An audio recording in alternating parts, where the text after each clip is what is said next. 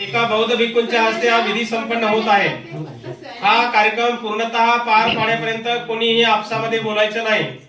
बऱ्याच ठिकाणी काय होतं, कार्यक्रम चालू असते, वंदना प्रवचन चालू असते आणि आमच्या लोकांच्या खाली मान घालून बारीक गप्पा चालू असतात।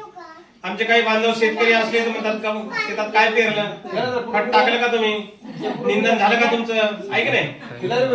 आणि आमच्या शहरातल्या महिला असल्या तर खाली मान घालून गप्पा मारतात, ही साडी कोण्या दुकानातून घेतली, तुमच्या लहान मुलीला काय मुलं आहेत, तुमचा जावई काय करतो, ऐक नाही।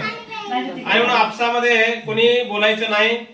ज्यांना गपचूप राहणं जमत नाही, ज्यांना जास्त बोलायची सवय आहे, त्यांनी सावकाश आपल्या जागेवर उठायचं।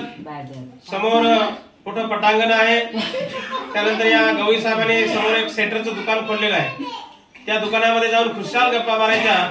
परंतु इथे कार्यक्रम चालू असताना कोणीही आपसामध्ये बोलायचं नाही। या महत्वाच्या सूचना तुम्हा सर्वांसाठी महत्वाच्या होत्या।